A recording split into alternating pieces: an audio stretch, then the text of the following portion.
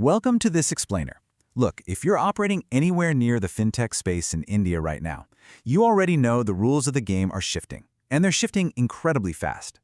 Today, we're diving into a comprehensive framework laid out by Cyber Ambassador to demystify something that's literally keeping founders up at night, the RBI Payment Aggregator and Gateway Audit. So, are your digital payments truly secure? It's the million-dollar question for any fintech operator today. With digital transactions absolutely skyrocketing across India, protecting every single rupee isn't just a nice-to-have or good business practice anymore. It is the strict legal mandate you simply cannot ignore. The responsibility to safeguard this money is paramount, and the Reserve Bank of India has drawn a very firm line in the sand. Today, we're going to unpack this in 5 key areas. First, securing digital payments. Second, understanding the RBI audit. Third, moving from weakness to real risk. Fourth, the 7-step compliance roadmap. And finally, unlocking trust and growth. Let's jump right into Section 1, Securing Digital Payments. The modern digital payment ecosystem is, frankly, incredibly complex. You've got millions of data points and transactions firing off every single second. It's kind of like the digital Wild West out there. To protect this environment, the RBI essentially rolled into town with some very stringent new guidelines. They want to ensure that any platform handling money isn't just technologically capable, but fully authorized, rigorously compliant, and fundamentally trusted by millions of users. It's really about creating an unshakable foundation for the whole digital economy. All right, moving to Section 2, Understanding the RBI Audit. What exactly is a PA/PG audit? Well, PA/PG stands for Payment Aggregator and Payment Gateway. Basically, if your business sits anywhere between a merchant and a customer to facilitate online payments, you have to do this. It's a mandatory security assessment that evaluates your entire infrastructure against the RBI's baseline technology guidelines. Successfully completing this and submitting what's called a System Audit Report, or SAR, is the mandatory key to unlocking your actual grant of authorization from the RBI. No report, no operations. It's that simple. What's really fascinating here is the sheer scope of this thing.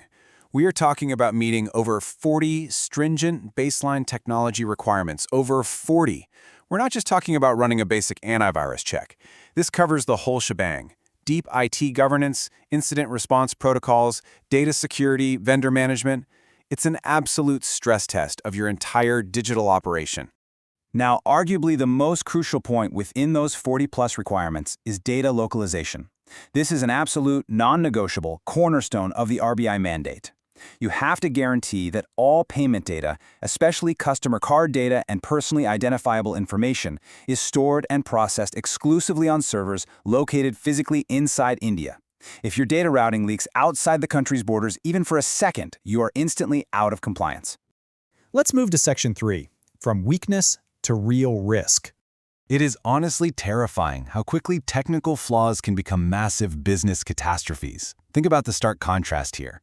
What might seem like a totally isolated back-end IT issue, say a slightly insecure API handshake between an aggregator and a bank, can directly translate into massive transaction fraud. Hackers can exploit that exact man-in-the-middle vulnerability to divert funds or modify transaction amounts. A seemingly small technical weakness becomes a devastating real-world risk. And hey, the regulatory consequences, they're just as severe. Let's say you lack a real-time security operations center to detect breaches. That doesn't just mean a slap on the wrist. Non-compliance can lead to massive financial penalties, the outright cancellation of your license, and ultimately being totally blacklisted from the Indian payment ecosystem altogether. That is essentially a death sentence for a fintech company. So, how do we tackle this? That brings us to Section 4, the 7-step compliance roadmap. This roadmap brilliantly breaks down how to secure your authorization. Phase 1 is all about assessment and testing. Step 1 is a readiness assessment, taking a hard, honest look at your current tech stack against those 40-plus requirements. Step 2 is the IT governance audit, reviewing your internal controls.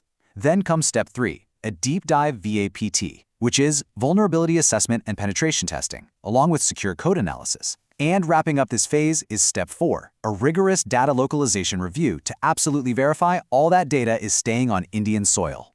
Transitioning into Phase 2, we go from just finding problems to actively fixing them.